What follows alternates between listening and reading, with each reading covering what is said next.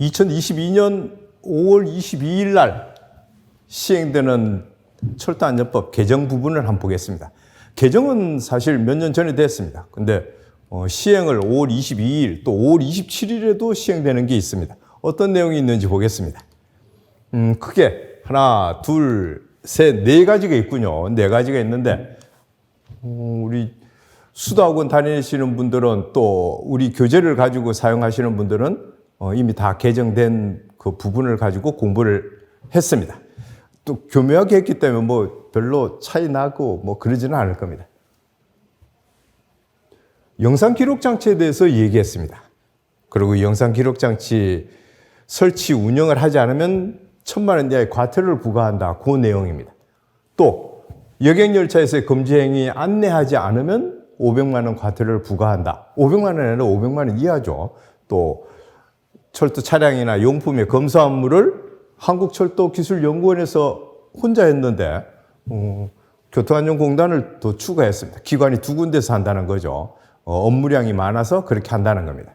근데 실제로는 했는데 이런 내용을 이미 다 했습니다. 우리는 다 했는데 1,000만 원, 500만 원 했는데 부칙에 이런 얘기 있어서 그랬습니다. 일반적인 법령은 6개월이 경과하면 그때부터 시행한다 뭐 이렇게 얘기하는데 시행한다 그러는 좀 공표하는 거하고 시행은 다르죠.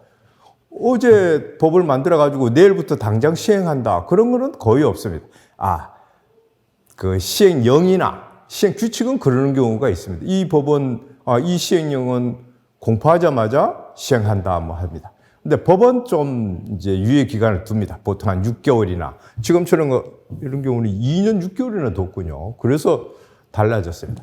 근데 뭐 크게 염려할 건 없겠습니다. 근데 우리 이미 한 보는 김에 어떤 내용인지 한번 그거나 보겠습니다. 영상 기록 장치의 설치 운영. 영상 기록 장치는 카메라를 CCTV를 설치한다는 거죠. 차에도 설치하고 또 시설물 그런 데도 설치하고 한다는 겁니다. 이때까지는 주로 대부분 규칙이 많았습니다. 근데 거의 대부분이 대통령령으로 다 바뀌었습니다. 우리 대통령령과 규칙을 구분할 때 대통령령만 외웠죠. 나머지는 다 규칙이니까. 그래서 돈이나 사람이나 또 기관 지정, 좀 중요한 사항, 뭐 없이 면제 이런 사항은 다 대통령이다 그랬습니다. 그래서 이 영상 기록 장치도 사람에 관계됐기 때문에 그 개인 정보나 뭐 또 개인 프라이버시 이런 게 됐기 때문에 대통령령으로 거의 다 했습니다. 일단 큰 틀에서 대통령령이다 생각하고 대통령령 아닌 게 하나가 있는데 그것만 생각하면 되겠죠. 또 2년 전에 바뀔 때 철도 운영자는 그랬습니다. 근데 운영자 등 해가지고 범위를 좀 넓혔습니다. 영상 우리 기록 장치 설치하는 대상에다가 또 처음에는 법원 동력차에만 설치하기로 했는데 영상 기록 장치 CCTV를 객차까지 또 늘려놨습니다. 그래서 역 구내나 차량 기지, 철도 시설 이런 데도 다 설치하라 이렇게 됐군요. 잠깐 아까 설치하지 않으면 얼마 한다? 1,000만 원 이하 과태료 부과한다 그랬죠. 그리고 영상 기록 장치는 운행 기간에만 설치하고 또 운행 기간하고 시설 운영하는 시간에만 하겠죠. 이런 경우에는 외에는 다른 사람한테 제출하면 안 된다. 교통사고, 수사, 재판. 원래 목적이 교통사고 상황 판단이나 뭐 전방 운행 상황 그런 거 보기 위해서 했던 거죠. 나중에 이제 범죄 예방이나 안전사고의 방지 그런 거는 최근에 됐습니다. 한 2000년, 2021년 요 무렵입니다. 그 전에 설치했을 때는 2019년, 18년에는 그런 내용이 없었다는 거죠. 5항에 보면 대통령령으로 운영 관리 지침을 마련한다. 개인정보법에 이해하는 게 또 하나가 있군요. 설치관리, 이용, 제공, 개인정보법. 그래서 영상 기록 장치에는 개인정보법이 있고 대통령령이 있고 또 규칙이 하나 있습니다. 그 각각을 외워야 되겠습니다. 실제 그 영상 기록 장치에서는 그거 아니면 크게 어려운 건 없습니다. 그 구분하는 거. 이렇게 설치, 이용, 제공, 개인정보보호법이군요. 개인정보보호법에 따른다. 또 보관 기준, 보관 기간, 이런 게 있는데 요 사항이군요. 뒤쪽에 보면 보관 기간은 3일 이상 둔다 그랬죠. 대통령이 3일, 4일 뭐 그것까지는 신경을 안 쓴다는 겁니다. 설치 대상을 보면 동력차, 객차 설치한다 그러고 승강장 이런 거 얘기한다 그랬군요. 정비 기지에도 하는군요. 대통령령으로 다 하는군요. 안 그러면 좀 뭐 부담이 많이 가죠. 규칙을 장관이 설치한다 그러면 대통령. 별 얘기 없으면 다 대통령이다. 하나, 이 부분은 개인정보보호법에 의하고 또 기간 3일, 4일 얘기하는 거는 장관이 하고 큰 틀에서는 대통령이 다 얘기한다. 대통령이군요. 0. 이쪽도 0이군요. 시설도 대통령이 얘기하고 다 대통령이 얘기했군요. 동력차에는 크게 설치 3군데로 있는데 동력차와 객차 또 시설에다 하는데 동력차는 카메라 1, 2를 설치하는군요. 카메라 1, 2를 설치해가지고 그 카메라 1은 전방 상황을 비추고 카메라 2는 운전 조작하는 거, 스위치를 제대로 누르는지, 사고 원인이 뭐가 됐는지 그런 것도 보겠다는 겁니다. 카메라 1, 2를 하는군요. 카메라 2는 운전 조작 상황을 나타내는데 그 2는 이런 상태에서는 설치하지 않아도 된다는 거죠. 우리 전용철도는 무조건 포스코다 생각하면 된다 그랬죠. 객차에는 이렇게 되는군요. 객차는 해상도도 좋고 사각지대 없고 그렇게 돼야 되는군요. 시설, 안전을 위해서 하는 거죠. 시설은 이런 상태가 되는군요.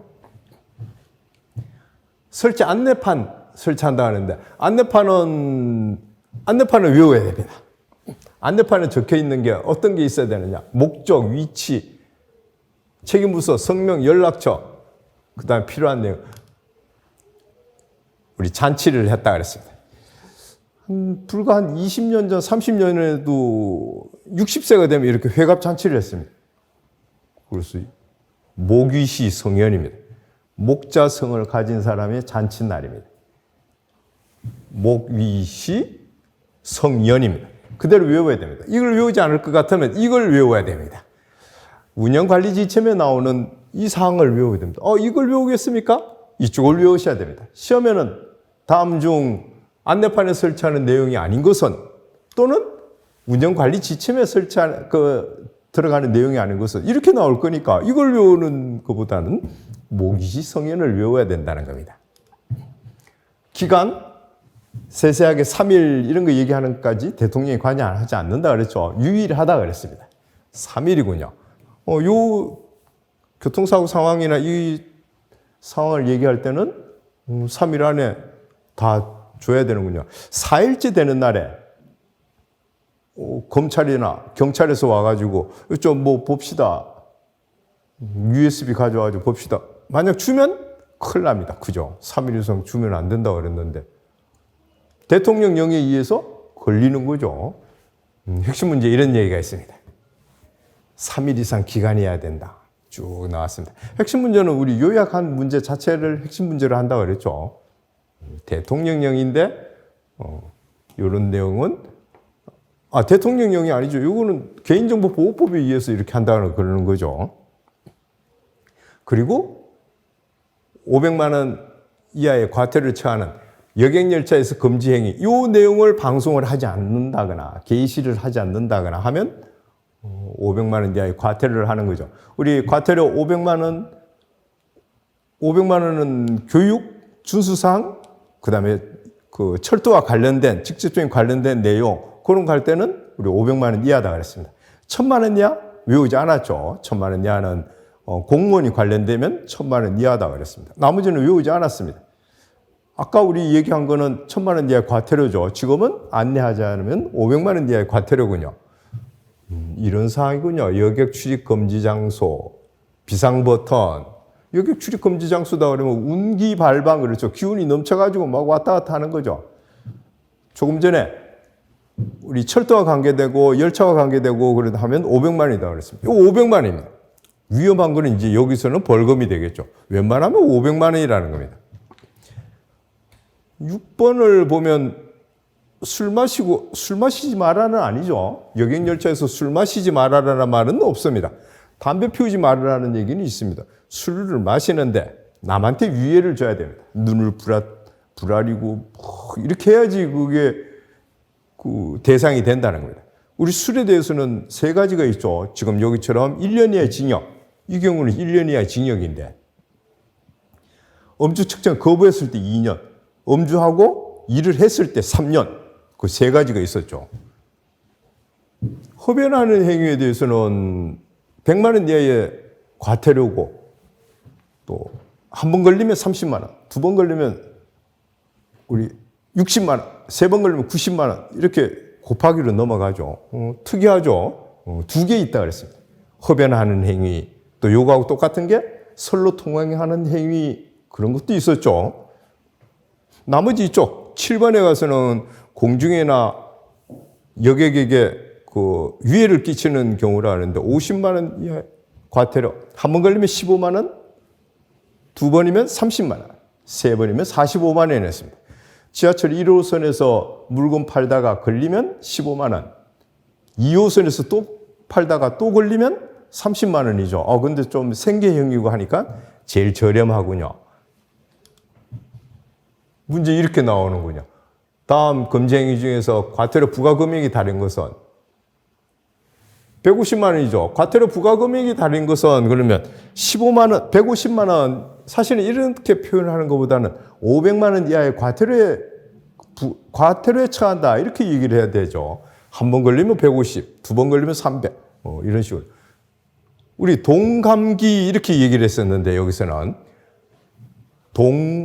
동감기, 겨울 감기다 이렇게 외웠었죠. 겨울 감기다 하고 외웠습니다. 이런 경우에는 우리 앞쪽에서 봤던 50만 원 이하의 과태료. 이건 횟수죠. 횟수. 그렇게 우리 대강 외웠습니다.